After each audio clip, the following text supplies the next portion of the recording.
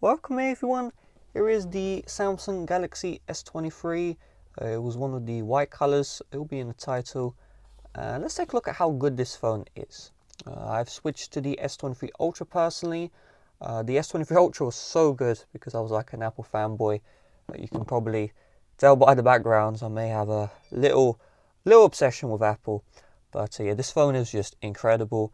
But let's see how the stock S23 is. Maybe this phone is really good as well. So we have these slips here to remove. Get the trusty fingernails on that one. Let's open up the box. So here is the S23 itself. I also have the S23 Plus because, you know, I bought them all, triple meat special. That was a joke. And here is the phone. And I have a dog, 1 second. So here is the phone itself. And compared to the S23 Ultra, this is definitely a lot smaller. I don't really have a phone which compares. I would say this is like the iPhone 14. Let's have a look at the iPhone 14. Yeah, okay, so virtually the same size as the iPhone 14. Actually, I think it is literally the same size. So that's pretty cool. Let's undo this film here. Let's take the phone for the charger. And here is the device. I really like this white color. Like how sleek this phone looks. Wow, look at that. That's a very beautiful design. Feels very good in the hand. Feels very premium too. So let's turn on the phone. Let's have a look at what we got. So if I compare to the S23 Ultra, there is no S Pen, as you can see right here. No S Pen available. On the back, we only have 3 cameras compared to 5. I say only 3, the iPhone also only has 3. I wonder what else is different. I actually don't know, but we can find out together. So I'm on the setup screen here. Wow, they even have 120 Hz. So the iPhone 14 still uses a 60 Hz panel, but on the base S23, I believe this was like the cheapest one, we have the 120 Hz. And this phone in the hand just feels really good too. I'm very impressed, very impressed. So the reason why I never used the Samsung's is mainly because of the Exynos chip. Like, they would give you Snapdragon in the US and Canada, cool, and then they give you the terrible Exynos in the UK. And I just looked at the performance of Exynos, it was just like a battery drainer, not something I would even want. So that's the reason why I never used Samsung's. But this year, with the 8 Gen 2, this is the same performance as A16. First time they've actually got the same performance as Apple, because they've always been trailing behind. And on top of that, excellent efficiency. You know, the phone isn't overheating, and good battery life overall. So this just seems like the year to upgrade. You know, some people say, you know, S23 too close to S22, there's no point in upgrading. But the S22 had a really bad processor, guys, like a really bad processor. Compared to the iPhone at least. So if you are an iPhone user watching this, it's actually maybe a phone worth updating to. But yeah, it just feels surprisingly good. I'm surprised because I never really see Samsungs in the public, you know.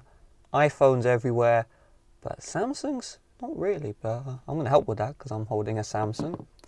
So I'm actually going to skip signing into the Google account. I just want to get to the home screen as soon as possible. I will, of course, sign into Google Play. You know, I need to make a Panda search. Let's use a Panda search. Do need to make a bunch of videos. So fingerprints. Okay, I don't see any physical scanner, so I'm assuming it also has the under-display scanner as well. What's really cool about the One UI as well, which is another reason why I switched, is they actually made the animations smoother than iPhone. Like, for the first time ever, the One UI 5. It's actually smoother than an iPhone, which is really good. Like, when I saw that, I was like, man, I need this. And of course, we need to do a update for the service provider, even though I have no SIM card in. Cheers. So we are in. Let's have a look at the camera first. I'm curious. So go to the front. Does this look the same? I can't tell. Probably is like the same. Let's go to the back. So we have a 1x and a 3x. Interesting. So I wonder, oh, This, oh, okay. Bye-bye, Samsung. Sam no sung. Huh? What just happened? Okay, so the phone is restarting, you know. The camera app, a little bit too much. I think it's just doing the carrier update that I did earlier. I think it's like still resuming. So, oh my god, I'm gonna cut this. All right, let's try this again. So what I'm very curious about is if I open up the camera app, do we get the same features? So if we go to the settings and video options, when you turn on the HDR10 Plus, on every other Samsung, they're going to limit you to 1080p 30, but on the S23 Ultra they give you the full 4K. So let's have a look now. I'm going to turn this up to UHD 60. And you do not, okay. Wow. So the reason why this is so big is because I record videos on this Sony phone, Sony Xperia Pro I. I flip the camera, you can see the phone right here. And the issue with the phone is you can't pause the recording while you're like, so like let's say I'm recording a video and I need to pause. I literally have to go into the video editing software to do the pause. But if the Samsung S23, the base model, has full 4K 60 HDR10 support, this could be the phone I use for recording videos, right? I'm assuming the S23 Ultra main sensor is going to be better. We can find out. Oh, we have 8K here too. If the main sensor is the same, then that's pretty cool. Wasn't expecting that. Let's start a video. Let's see. You can zoom all the way up to 10x. I want to see this.